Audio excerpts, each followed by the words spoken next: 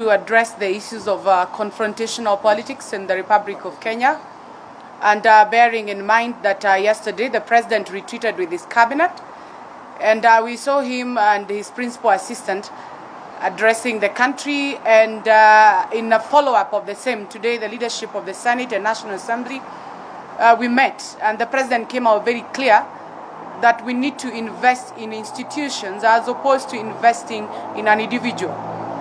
And I know Kenyans who bear me witness, there has been individuals in this country who has been running from one constituency to the other, promising heaven and promising that they will offer the best of the leadership, and promising the poorest of the poorest in this country that they have the alternative of the government which he is inviting them to form.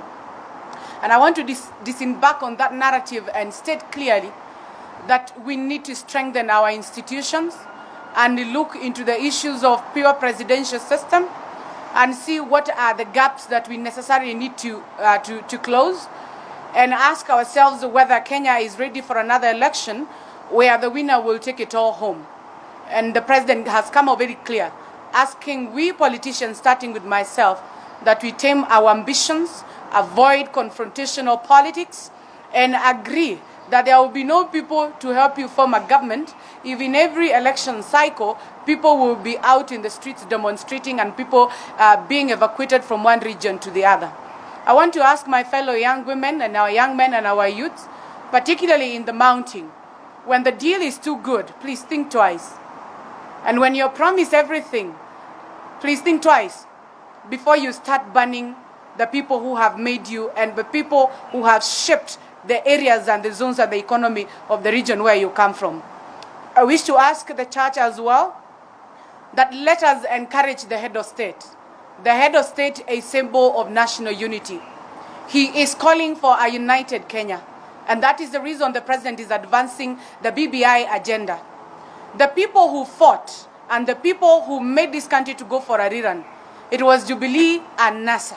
The president has made it possible to bring on board the NASA leader, Raila Amolo Odinga, so that we have a deep conversation and have a look and open the constitution again, so that we have an opportunity to change and also to amend or include conversations that are going to lead to what we call referendum questions. And therefore, we invite those people who are out there bashing and calling names on BBI. I have seen them very well today in Meru region, bastardizing the BBI process, bastardizing a report which they have not seen. I want to invite them to be just once and for all, be very sincere with Kenyans and be very sincere with Christians, because I have seen that narrative the way it's being shaped. Let them come out and tell us, you opposed the 2010 Constitution. The 2010 Constitution has made you the Deputy President of the Republic of Kenya for 2 terms. Now here we are. We want to further engage Kenyans so that we stop this madness of people burning people's houses and these mandamanos every now and then. You are now out in the field bastardizing the same cause of unity. Where God is, there is unity.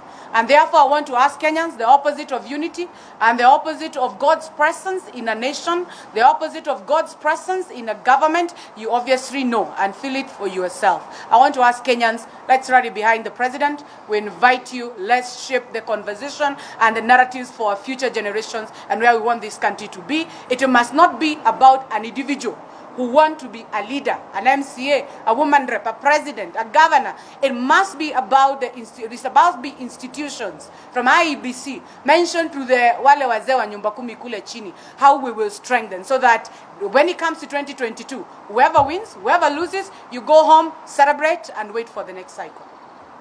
Thank you very much.